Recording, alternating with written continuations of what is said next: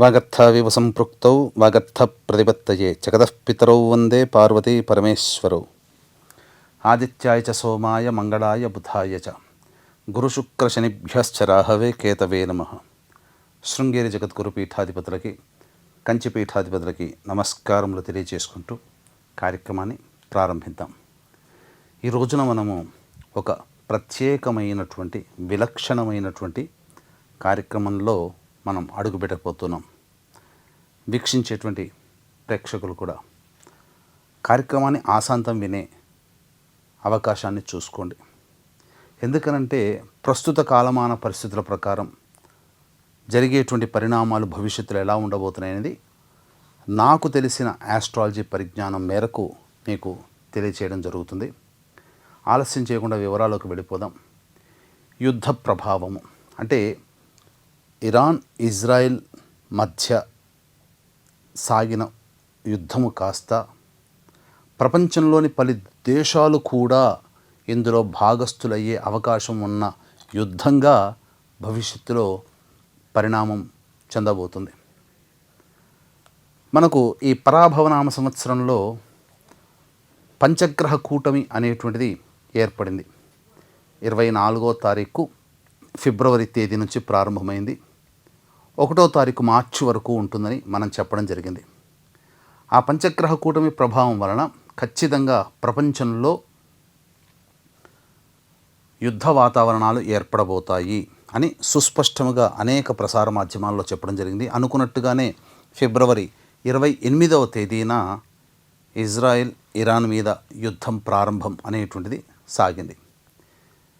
ఇక ఆ యుద్ధము పలు దఫాలుగా భీకర దాడిలోకి వెళ్ళిపోవడము, అనేక దేశాలు ఇందులో తలమునకలై సతమతం అవ్వడం కూడా జరిగింది.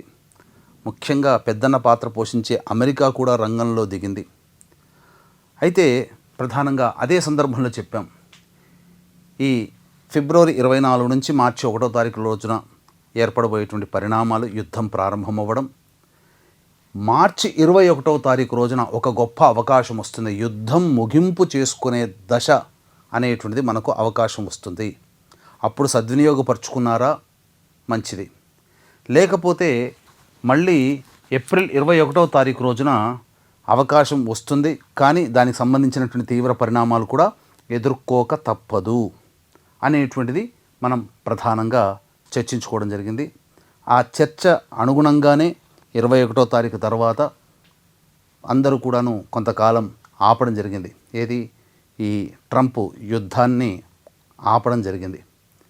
మళ్ళీ కొంతకాలం యుద్ధం చేసిన తర్వాత మళ్ళీ ఒక 4-5 రోజులు యుద్ధం జరిగిన తర్వాత సీజ్-ఫైర్ అంటూ మొదలుపెట్టాడు. ఇప్పుడు ఈ సీజ్-ఫైర్ అనేటువంటిది చర్చలు, ఇరాన్, అమెరికా, ఇజ్రాయెల్, పాకిస్తాన్ మధ్యవర్తిత్వ దేశంగా ఉండి చర్చలు జరిగాయి, కానీ ఫెయిల్యూర్ అయిపోయాయి. తదనంతర వాతావరణ పరిస్థితుల ప్రకారం చూసుకున్నట్టయితే భవిష్యత్తులో అతి కొద్ది రోజుల్లోనే ఏం జరగబోతుంది అనే ఉత్కంఠ ప్రపంచ దేశాలందరికీ కూడా ఉంది.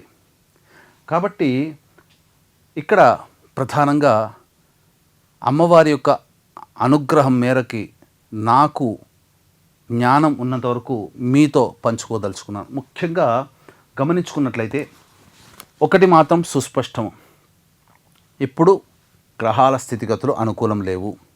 దీనికి తోడుగా కాలసర్పదోష ప్రభావం ప్రస్తుతం మనకు జరుగుతూ ఉంది. ఎప్పటి నుంచి ప్రారంభమైంది?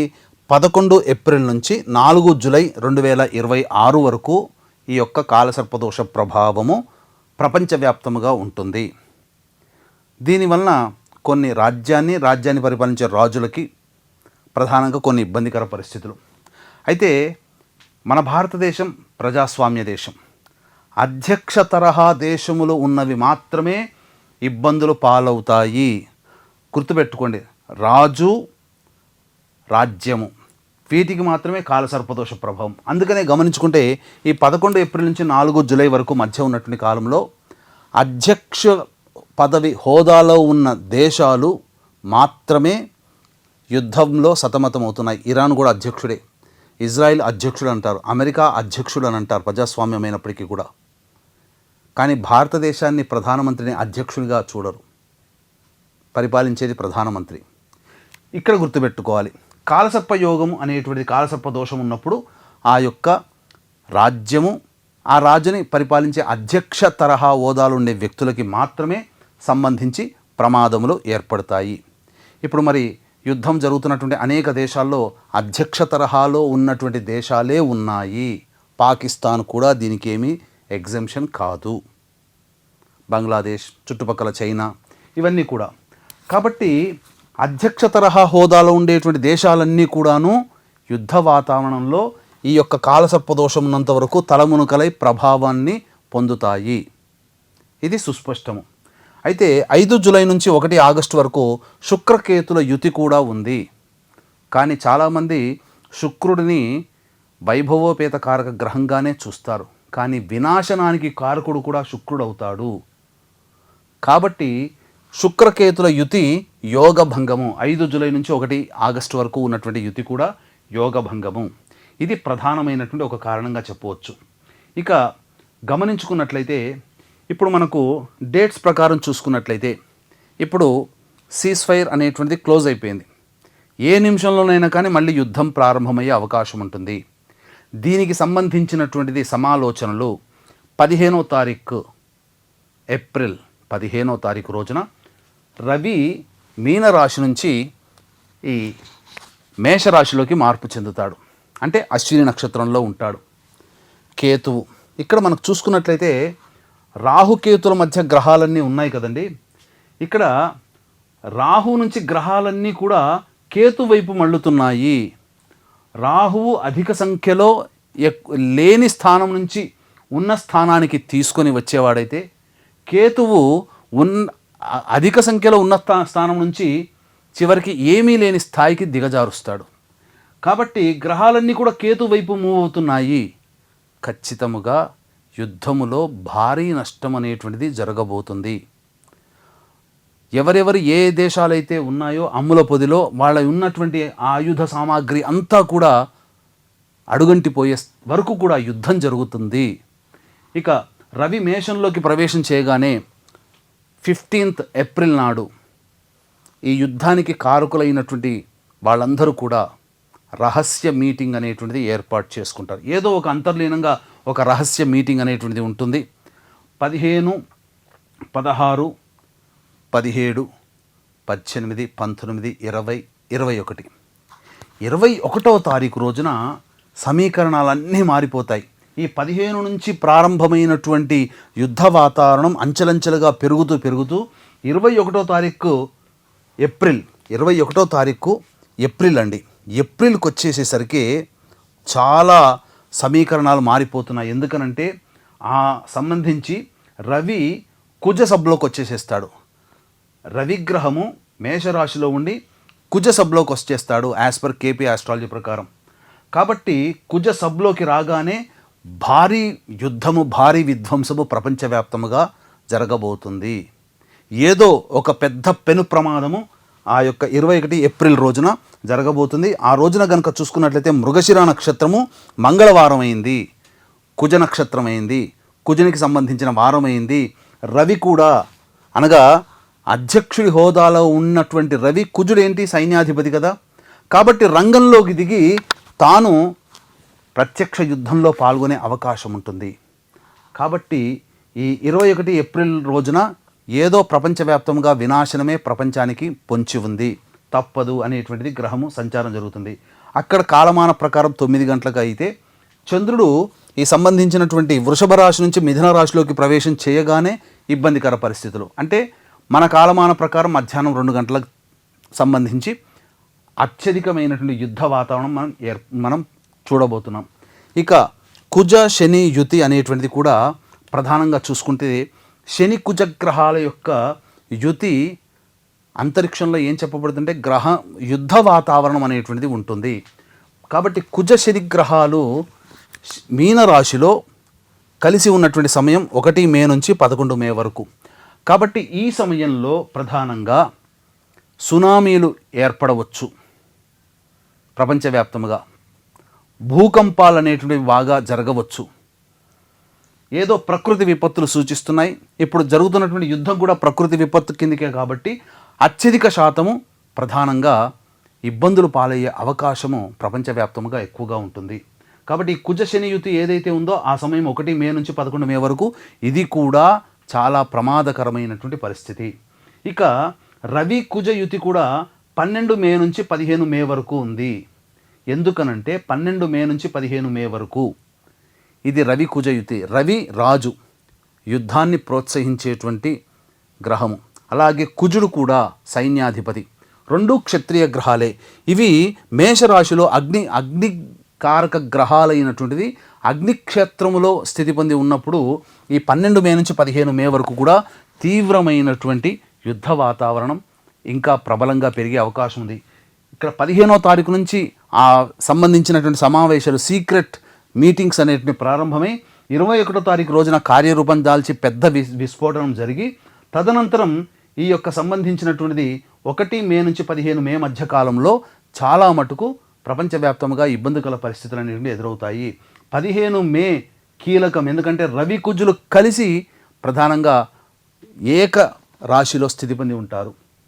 ఇంకా ఇంతకుముందు చెప్పుకున్న శుక్రుడు డిస్ట్రాయర్ అని చెప్పేసి ఎందుకు అన్నామనంటే శుక్రుడికి సంబంధించినటువంటి భరణి నక్షత్రము, పూర్వ ఫల్గుని నక్షత్రము, అలాగే పూర్వాషాఢ నక్షత్రము అగ్నిక్షేత్రాలైనటువంటి మేష, సింహ, ధనుస్సులోనే శుక్రుని యొక్క నక్షత్రాలు ఉన్నాయి. కాబట్టి శుక్రుడు మనం అనుకున్నంత వైభోగవిపేతమైనటువంటి జీవితాన్ని ప్రజానికానికి ఇస్తే ప్రపంచవ్యాప్తముగా సంబంధించి ముండేన్ ఆస్ట్రాలజీ ప్రకారం చూసుకుంటే శుక్రుడు చాలా అవయోగకారకుడవుతాడు. కాబట్టి డిస్ట్రాయర్ అనేటువంటిది శుక్రుని కూడా సూచిస్తుంది. అందుకనే శుక్రునికి భార్గవ రాముడు అన్నాడు. భార్గవ అంటే అక్కడ శబ్దం ఏంటి? పరశురాముడిని భార్గవ రాముడితో పోల్చాడు. భార్గవ అంటే అక్కడ శుక్రుని యొక్క స్థితి సంబంధించింది. కాబట్టి ఏతావాత చెప్పుకొచ్చేది ఏమిటంటే ప్రధానంగా గమనించాల్సినది కాలసర్పదోషం 11 ఏప్రిల్ నుంచి 4 జూలై వరకు ఉన్నటువంటిది. ఈ సమయం చాలా కీలకం. అలాగే కుజ శని యుతి 1 మే నుంచి 11 మే వరకు, రవి కుజ యుతి 12 మే నుంచి 15 మే వరకు ఇవి కీలకం. శుక్రకేతుల యుతి కూడా కాలసర్పదోషంలో ప్రభావంలోనే ఉంటుంది. కాబట్టి ఓవరాల్గా 11 ఏప్రిల్ నుంచి 1 ఆగస్టు వరకు కాలసర్పదోషంలోనే ఈ ప్రపంచవ్యాప్తముగా కాలసర్పదోష ప్రభావాన్ని పొంది ఉంటుంది. కానీ 21 ఏప్రిల్ చాలా కీలకమైనటువంటి రోజు, చాలా విధ్వంసం జరుగుతుంది. అలాగే కుజ శని యుతి ఉన్నటువంటి సమయంలో కూడా విధ్వంసం జరుగుతుంది. ఈ యొక్క గ్రహాలన్నీ కూడా మీరు చూసుకున్నట్లయితే కాలసర్పదోష ప్రభావంలోనే ఉండగా ఇవన్నీ జరుగుతున్నాయి. అన్నిటికి మించి పెద్ద రహస్యం చెబుతాను. ట్రంప్ జాతకం ఏదైతే ఉంటుందో అది కాలసర్పదోషంలోనే ట్రంప్ జాతకం ఉంది. ట్రంపులు కూడా కాలసర్పదోషంలోనే జన్మించాడు. కాబట్టి ఇది చాలా భవిష్యత్తులో విపరీతమైనటువంటి పరిణామాలు చోటు చేసుకునే అవకాశం ఉంటుంది. కాబట్టి వీక్షించేటువంటి ప్రేక్షకులు ఈ యొక్క ప్రపంచవ్యాప్తంగా వచ్చేటువంటి ఇబ్బందుల నుంచి బయటపడడానికి వీక్షించే ప్రేక్షకులు మన తరపుగా ప్రతిరోజు కాలభైరవాష్టక పారాయణము, అలాగే శివాలయంలో అర్చన, అభిషేకాది కార్యక్రమాలు ప్రపంచవ్యాప్తముగా సుభిక్షము, శాంతి కలగాలనే ఉద్దేశంతో ఎవరికి వాళ్ళు చేయండి. మీ పుణ్యం, మీ యొక్క శ్రమ ఊరికే పోదు. మీకు ఎప్పుడు భగవంతుడు మన కోసం మనం చేసుకునే పుణ్యం కంటే ప్రపంచ క్షేమం కోసం మనం పాటుపడినటువంటి పుణ్యము చాలా విశిష్టమైనటువంటి స్థానాన్ని పొందుతుంది. కాబట్టి భగవంతుడు మనల్ని సర్వదా అనుగ్రహిస్తాడు. ఇది కేవలం భయపెట్టడానికనే కాదండి, ఇది కేవలం జ్ఞానాన్ని మీతో పంచుకోవడం అనేటువంటిది ఉద్దేశము. కాబట్టి భవిష్యత్తులో ఈ చెప్పినటువంటి సమయంలో మనకు గ్రహ సంచార రీత్యా అనుకూలముగా లేదు కాబట్టి ఇబ్బందికర పరిస్థితులు ఉంటాయి.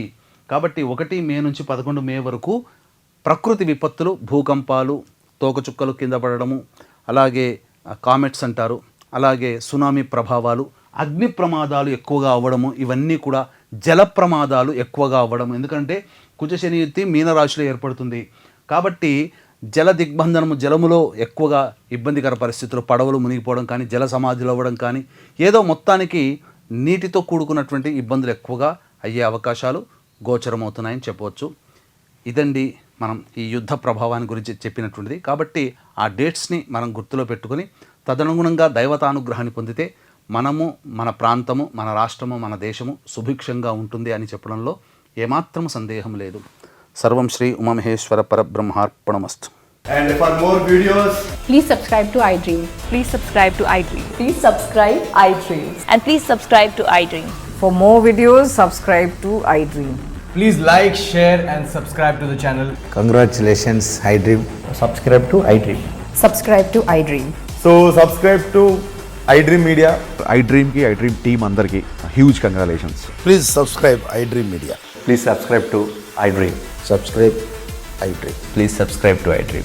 iDream అంటే నా కళల ఛానల్ సబ్స్క్రైబ్ చేసుకున్న నోరు తిరుగుతలేదు, మీరైతే గంట గుర్తు కొట్టండి. For more such videos, please subscribe to iDream. Subscribe to iDream. Please subscribe to iDream. Please subscribe iDream Media. Please do subscribe to iDream. Please subscribe to iDream Media. For best entertainment and information, please subscribe iDream. And don't forget to subscribe to iDream.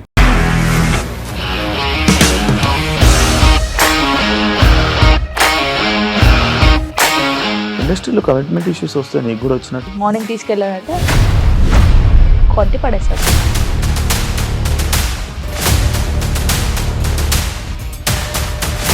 ఒక్కళ్ళు కూడా చూడలేదు ఈ cinema అని చెప్పడానికి కూడా చాలా ధైర్యం కావాలి. అది నిజం కదా, దాంట్లో ధైర్యం ఏంటి? ఇది నెక్స్ట్ డే ప్లేట్ మార్చేస్తే తప్పు కదా. As of now, we are comfortable this అని నేను అనుకుంటున్నాను. రష్మిక గారిది మీది ఒకే ఊరంట కదా?